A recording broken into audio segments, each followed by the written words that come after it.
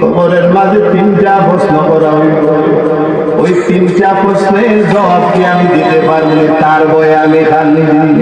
আজকে আমরা রেখে জান্নাতের সার্টিফিকেট দিল,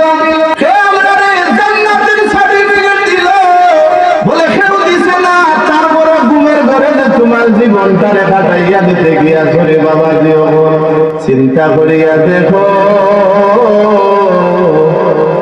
এই চুলগুলা কিন্তু একদিন কালো ছিল, দাড়িগুলা একদিন কালো ছিল, আজকে দাড়িও সাদা হয়ে গেল, চুলও সাদা হয়ে গেল। আজ থাকি 15 বছর আগে যে খাল বিল ফাল দিয়া বারোই দেই থাকি, আজকে এই খাল বিল দেখলে দেখি এই সাহস হয় না, বই যাওন কি লাগে, বইয়া বইয়া বারো লাগে, ঠিক না? তাইলে কিতাব বুঝো শরীর আরো শক্তি ফিরিয়ে আইব, শরীর আর শক্তি ফিরিয়ে আইত নাই।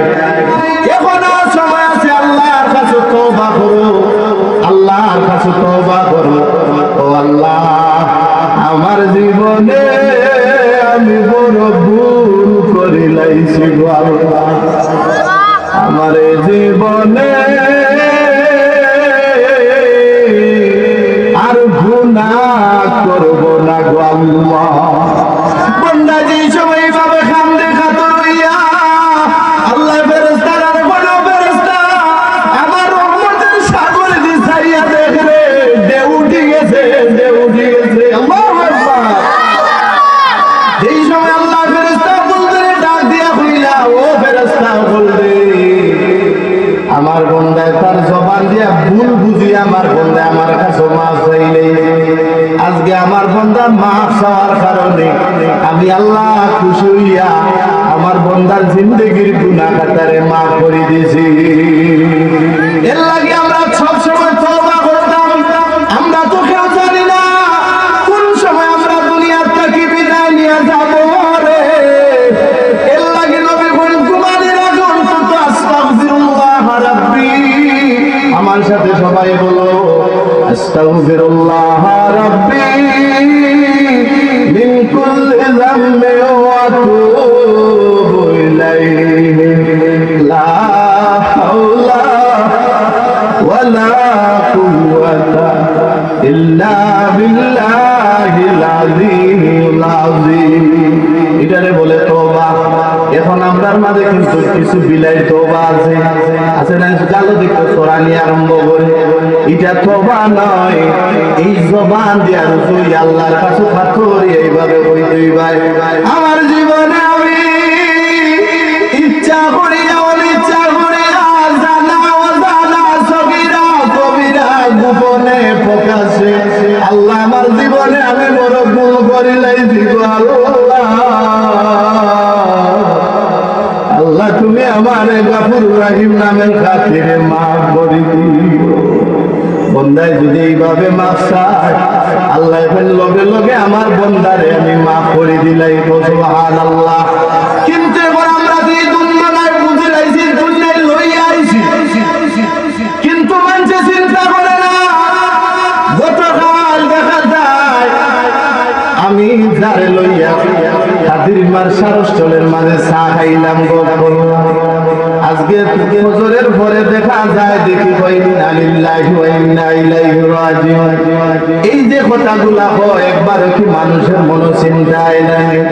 ও ভাই, অনুরোধ করি বইরা, ও আমার বাবু যখন তোমরা শুনো, তোমরাও শুনো, যা ভুল করার পরে লইছে এখনো সময় আছে, আল্লাহর কাছে তওবা করো, আল্লাহর কাছে ধরা দেও, আল্লাহর কাছে ধরা দাও। যদি তুমি আল্লাহর কাছে তওবা করে লাইতে পারো, আল্লাহ তোমার জিন্দেগিরে তোমার উজালা করে দিবা। বলেন সুবহানাল্লাহ। আল্লাহ তোমার জিন্দেগির যত গুনাহগুলো আছে আল্লাহ মাফ করে দিবা। উসমান রাদিয়াল্লাহু তাআলা আনহু বলেন, কবরের মধ্যে 3টা প্রশ্ন করা হবে, এই 3টা প্রশ্নের জবাব কি আমি দিতে পারবো না? এই জন্য কবরের কথা মনে হলে আমি বেশি বেশি কান্দি। এর লাগি নবীজি বলতাম, নাহাইতুকুম আন জিয়ারাতিল কুবুর, উম্মত রে, ও উম্মত, প্রথমে আমি তোমাদেরকে কবর জিয়ারত করতে নিষেধ করতাম। কবর জিয়ারত করতে নিষেধ করতাম, এখন আমি বলি আল্লাহ রাসূল কইন যে ফাজুরুহা ফাজুরুহা। এখন আমি নবীজি বলি সব সময় তোমরা কবরের সামনে গিয়া হাত তুলিয়া আল্লাহর কাছে তোমরা তাদের জন্য দোয়া করিও। কারণ দুনিয়ার মানুষ যারা মানুষ মা বাবা মরে গেলে পরে আজকে তো মানুষ এতিম হয়ে গেছে রে, আসলে এতিম নাই। যে মানুষটা দুনিয়ার থাকি বিদায় নিয়ে যায় তার মতো এতিম অসহায় আর দ্বিতীয় কেউ না। এর লাগি নবীজি বললেন মানুষ যেই সময় মারা যায় তোমরা বেশি বেশি করে তাদের লাগি দোয়া করিও। ইস্তাগফিরু লিআখিকুম, তোমার ভাইয়ের জন্য তুমি ইস্তেগফার করিও, আল্লাহর কাছে তুমি মাফ চাইও। মানুষের ইন্তেকালের পরে আমরা অনেকে তাড়াতাড়ি করে চলে আসি, দাফন করার পরে আমরা অনেকে তাড়াতাড়ি চলে আসি, তারা ঘোরা থাকে কেমনে তারে রাখি আইতাম, রাখি আমরা চলে আসতাম এই চিন্তাটাই। কিন্তু আল্লাহ নবী বলেন, আল্লামা ইমাম নববী রাহমাতুল্লাহি আলাইহি একটা হাদিসের কিতাব লিখেছেন, কিতাবটা হলো রিয়াজুস সালিহিন। সেই কিতাবের মধ্যে তিনি বললেন তোমার ভাই যেই সময় তোমার কাছ থেকে বিদায় নিয়ে যায় ওই সময় তাড়াতাড়ি চলে আসিও না, ওই সময় তোমার ভাইয়ের জন্য ইস্তেগফার করো, হাত তুলে আল্লাহর কাছে দোয়া করো। আজকে দেখা যায় রে এই দোয়ার মাঝে এই সমাজের মাঝে অনেক মানুষে বাধা দেয়, আছে না এরকম? এই যে আমরা যে দোয়া করি তার মাঝে অনেকে বাধা দেয়। এর লাগে আমার নবী বলেন তুমি ততক্ষণ পর্যন্ত তোমার ভাইয়ের কবরের পাশে থাকো, যে ততক্ষণ পর্যন্ত জানো নি রে একটা উট জব করলে এটারে সিলাই করতে, এটার সুলাইতে যতটুকু সময় লাগে ততক্ষণ পর্যন্ত তোমার ভাইয়ের কবরের সামনে দাঁড়াইয়া তুমি ইস্তেগফার করতে থাকো। কারণ যেই সময় রাখিয়া তোমার বাইরে তোমার মা বাপরে রাখিয়া উঠে আসবে ওই সময় ছাড়া আর ওই সময়টা বড় মুসিবতের সময় রে। এর লাগে ওই সময় ইস্তেগফার করলে তারা আমার আওলাদে আমার লাগে ইস্তেগফার করতেছে, আল্লাহ আমার আওলাদের উসিলা করি আমারে মাফ করে দেও।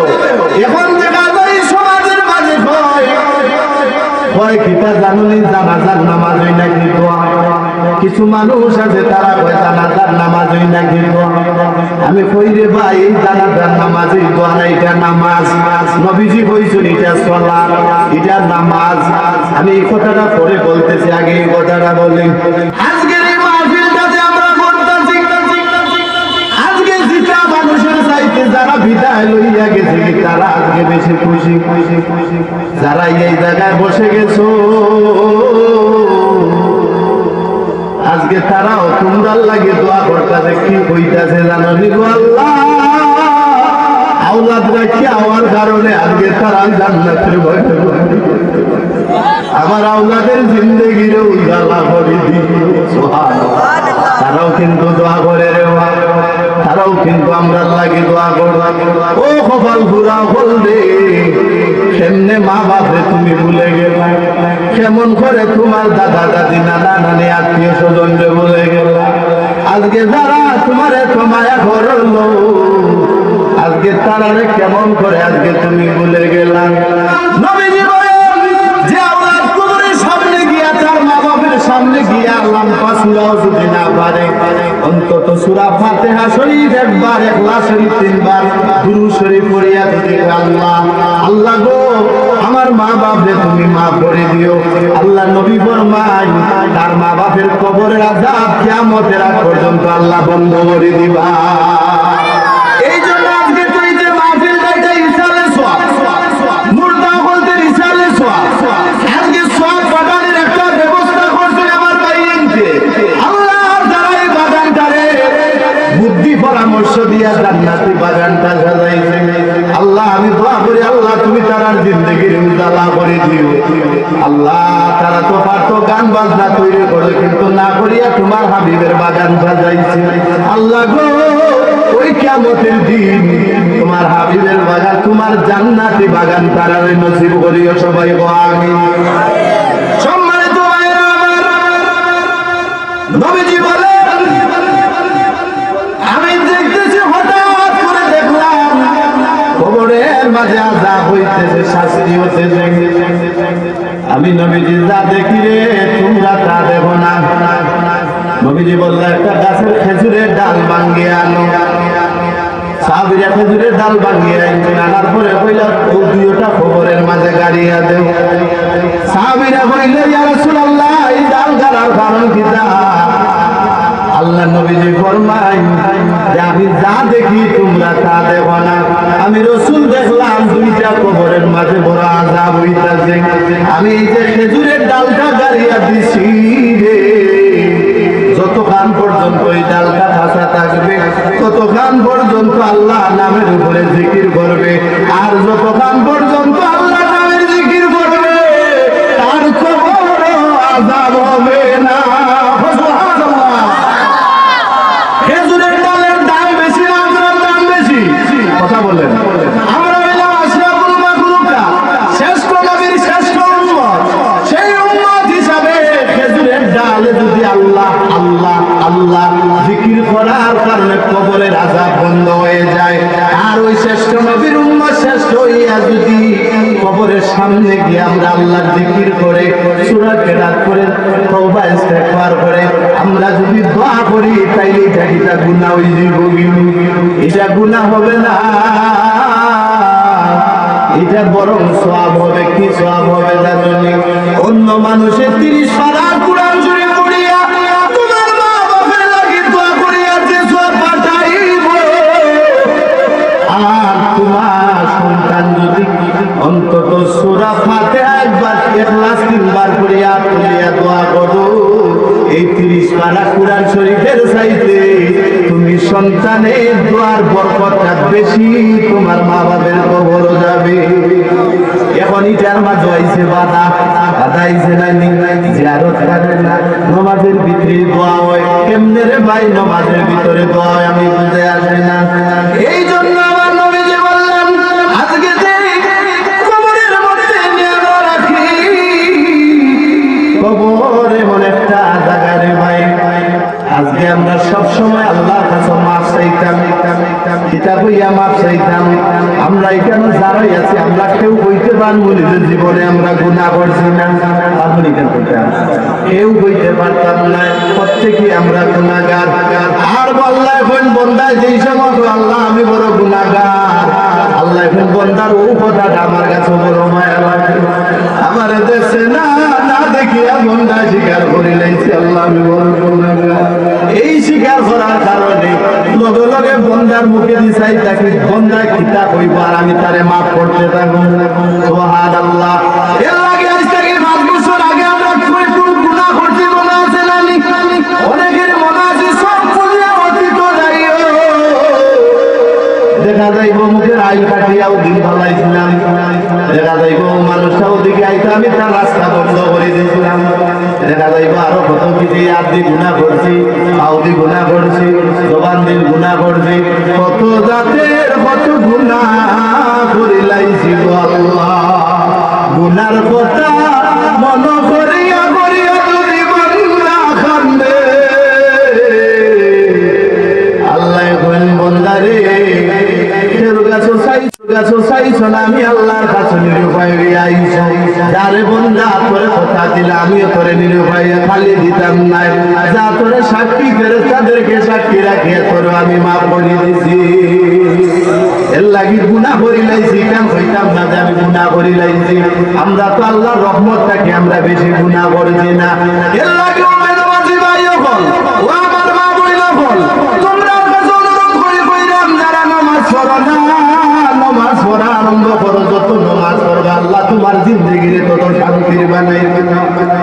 যত নামাজ পড়বা তোমার ঘরের মাঝে আল্লাহ রহমত আইয়া যাবে। তোমার স্বামীর লগে সকালে একবার দুপুরে একবার খাইজা করন লাগতো নাই, ওটা আল্লাহ না গেলে ইটা আল্লাহ না গেলে এবেটাই দিকে আনিলা। ও বোন তোমার কাছে অনুরোধ, আল্লাহ এমনি এমনি তোমার ঘরে দিতা নাই। তুমি তো 50 বছরের নামাজ পড়িয়া যদি আল্লাহর কাছে তওবা করিয়া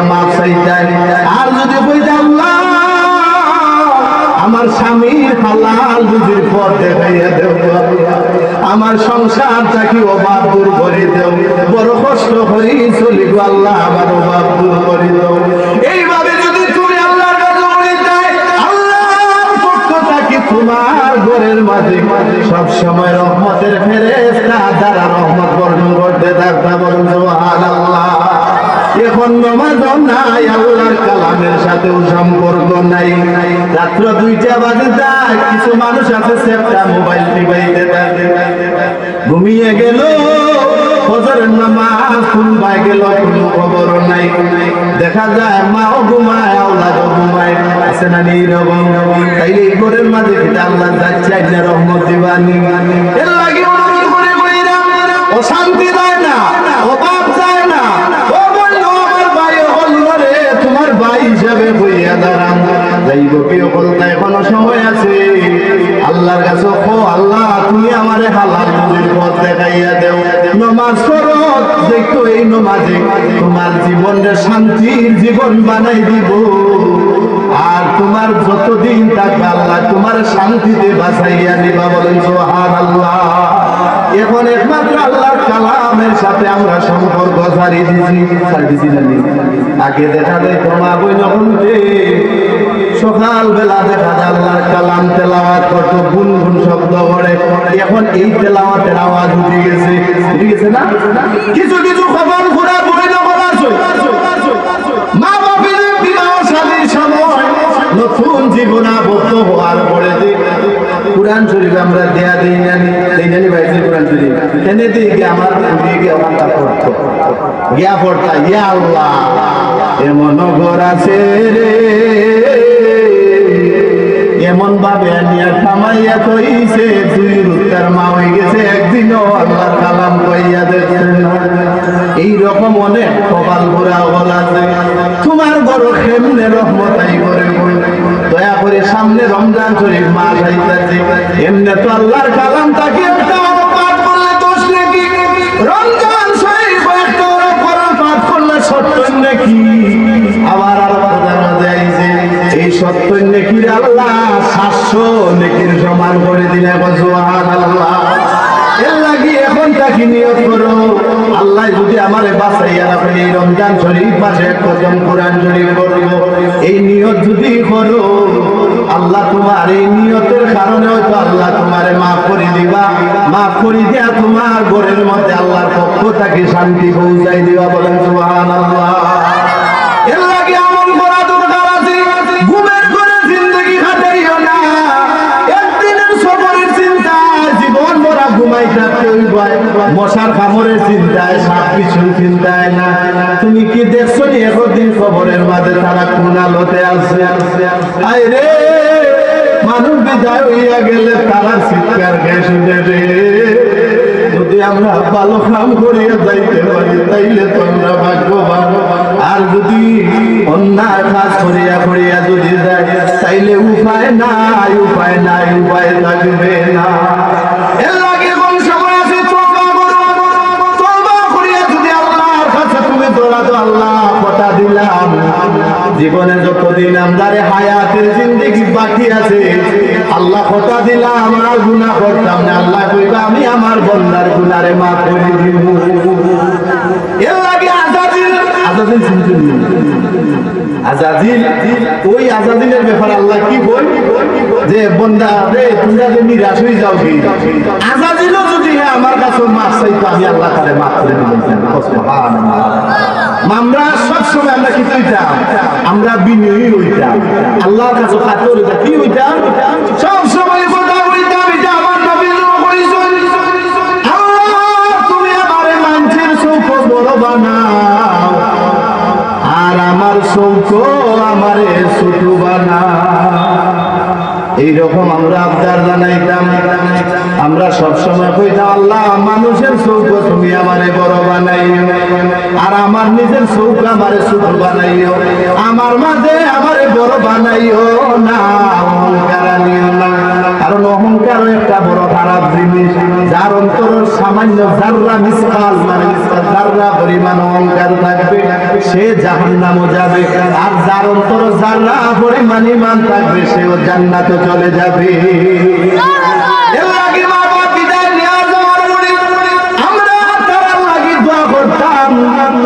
লাগি সব সময় আমরা দোয়া করতাম, কিন্তু বলে দোয়া করতাম যে রব্বির হামহুমা কামা রাব্বায়ানি সগীরা। আল্লাহ আমরার মা বাপ আমরারে যেভাবে আদর যত্ন মায়া করেছিল, আজকে যারা বিদায় নিয়ে গেছে আল্লাহ তুমি তারারও মাফ করে দিও, তোমার রহমতের ফুলখানো টান দিয়া নিও, আমিন। এই জন্য আমরা মানুষ যে সময় মারা যায় আমরা জানাজার নামাজ পড়ি। এই কথাটা বলে আমি বেশি লম্বা করব না। আপনাদের দাওয়াতি মেহমান প্রধান অতিথি সাহেব তিনি চলে আসবেন। বুখারী শরীফের মধ্যে একটা হাদিস এসেছে, ইজা সাল্লাইতু মাল মাইয়িত ফাখলিসু লাহু দুআ। আল্লাহর হাবিবে ফরমায় মানুষ যে সময় জানাজার নামাজটা শেষ হয়ে যায়, ফাখলিসু বর্ণ আইছে সঙ্গে সঙ্গে তোমার ভাইয়ের লাগে তুমি দোয়া করো, ওই মৃত মানুষের লাগে দোয়া করো। কিন্তু এখন কিছু মানুষ আছে দেখা যায় ওই জানাজার ভিতরে বলে দোয়া হয়ে যায়। আমি তো দেখি জানাজার ভিতরে যিনি আজকে আমাদের সামনে মাইয়িত অবস্থায় আছে ওনার লাগে একটাও দোয়া নাই, বলে কেমনে কথা হইলাম আপনারা সামনে হয়ে যাবে। যেমন আমরা বলি দ্বিতীয় তাকবীরের মাঝে যে বলি আমরা আল্লাহুম্মা গফিরলি হাইয়িনা ওয়া মাইয়িতিনা ওয়া শাহিদিনা ওয়া গায়বিনা ওয়া সগীরিনা ওয়া কাবীরিনা ওয়া যাকারিনা ওয়া উনসানা আল্লাহুম্মা মান আহইয়াইতাহু মিন্না ফাহমিল আলাল ইসলাম ওয়া মান তাওয়াফাইতাহু মিন্না ফাতাওয়াফাহু আলাল ঈমান। আমার কিছু ভাই হল আছে, আমি কেউরে গালি দিয়াই কোন ওয়াজ করি নাই, গালি দেওয়ার দরকার নাই। ও ভাই যারা এই কথাটা এই দোয়াটা কি বিরাইয়া রাখো, এই যে দোয়ার মাঝে যে আমরা বলি আল্লাহুম্মা গফিরলি, আল্লাহুম্মা গফিরলি হাইয়িনা, আল্লাহ আমরা যারা জীবিত আছি আমরারে তুমি মাফ করে দিও। যে বেটা এই মাইয়িত মানুষ ঘুমাইয়া আছে ফের গলার মাঝে, এই দোয়ার মানে কি তাইনের লাগি দোয়া করছি না, কিতাব হইছে কেন আল্লাহুম্মা গফিরলি হাইয়িনা, আল্লাহ আমরা যারা জীবিত আছি আল্লাহ আমরারে মাফ করে দিও। এটা জীবিত নেই, তাই তো মারা গেছে, এই লাগি তো আমরা দোয়া করছি না। এরপরে আল্লাহুম্মা গফিরলি হাইয়িনা ওয়া মাইয়িতিনা, আল্লাহ আমাদের মধ্যে থেকে পূর্বে যারা বিদায় নিয়ে গেছে আল্লাহ তুমি তারারে মাফ করে দিও। সুবহানাল্লাহ, যারা বিদায় নিয়ে গেছে আল্লাহ তুমি তারারে মাফ করে দিও। এরপরে আমরা কি বলি জানি, আল্লাহ আমরা এই জানাজা নামাজের মাঝে যারা হাজির হয়ে গেছি, আমরা যারা উপস্থিত হয়ে গেছি আল্লাহ তুমি তারারে মাফ করে দিও। এরপরে কি বলি আল্লাহুম্মা গফিরলি হাইয়িনা ওয়া মাইয়িতিনা ওয়া শাহিদিনা ওয়া গায়বিনা, আল্লাহ যারা অনুপস্থিত যারা আইতে পারছেন আল্লাহ তুমি তারারে মাফ করে দিও। ওয়া শাহিদিনা ওয়া গায়বিনা ওয়া সাগীরিনা, আল্লাহ এখানে যারা ছোট ছোট মানুষ আইছে আল্লাহ তুমি তারারও মাফ করে দিও। ওয়া কাবীরিনা, প্রাপ্তবয়স্ক যারা এই জামাতে হাজির হয়ে গেছে আল্লাহ তুমি তারারে মাফ করে দিও। ওয়া যাকারিনা ওয়া উনসানা, আয় আল্লাহ খাস করিয়া রে মওলা এই মুহূর্তে আমাদের যাদের কথা মনে আছে আল্লাহ তুমি তারারে মাফ করে দিও। আল্লাহ এই মুহূর্তে যাদের কথা মনে নাই আল্লাহ তুমি তারারও মাফ করে দিও। এইভাবে বলি জানি আমরা, এইভাবে আমরা বলি, এই যে আমরা বলি আল্লাহ আমরার মাঝে ওই যে আল্লাহ মামা নাহিয়াইতাহু, আল্লাহ আমরার মাঝে যারা জীবিত আছি আল্লাহ মামা নাহিয়াইতাহু, আল্লাহুম্মা মিন্না ফাখিল আলাল ঈমান, আল্লাহ যারা আমরা জীবিত আছি আল্লাহ দুনিয়ার জমিন আমরা ঈমানের উপরে রাখিও। এইভাবে এই যে আমরা তৃতীয় তাকবীর বলি, এখন আমি যে কথা বাক্য কইছি ওটির অর্থ কইছি, আপনারা তো কিছু দিবেন আছে। এই যিনি আমাদের সামনে মৃত মানুষ ওনার জন্য কি একবারও এই দোয়া আছে এই জায়গার মধ্যে? এর লাগে তো নবী বলেন ফাখলিসু, সঙ্গে সঙ্গে জানাজা নামাজ শেষ হওয়ার পরে তোমার তোমার মৃত্যু ভাইয়ের জন্য হাত তুলিয়া তুমি দোয়া করো, হাত তুলিয়া তুমি দোয়া করার কথা নবীজি কইছে। আমার একটা কথা বুঝায় না রে, এই জায়গায় আমরা হাত তুলিয়া কি কই জানি? আল্লাহ দেখি হোসেন, আমরা তো কথাগুলি কই, কি কথা কই? ও তোমার বন্দা জীবনের আগে হাওড়ার কাছ থেকে বিদায় নিয়ে গেছে, কিন্তু আল্লাহ তোমার বন্দার হাত পাও বান্দিয়া তোমার বন্দারে বিদায় দিয়েছে। আল্লাহ তোমার বন্দার কবরের যে সওয়াল জবাবের প্রশ্ন আছে, আল্লাহ তুমি সহজ করে দিও। এগুলো কি বল না, আর কিছু কইবা? আল্লাহ আমরা তামাম মুর্দা হল করে মাফ করে দিও। কি বলি? আল্লাহ তোমার বন্দার দুনিয়ার সফর শেষ হয়ে গেছে, তোমার সফরের প্রতি হয়ে গেছে। আল্লাহ তোমার বন্দারে তুমি রহমতের কুরবানে টান দিয়া নিও। এগুলি দোয়া করি না আমরা এখানে কই যে আল্লাহ তোমার বন্দা বিদায় নিয়ে গেছে, যাওয়ার পরে হেমার দিবাইরা নিয়ে আরম্ভ করিও। এটা কই দিবা আমরা? তাইলে এই দোয়ার মাঝে কেন আমরা বাধা দিই?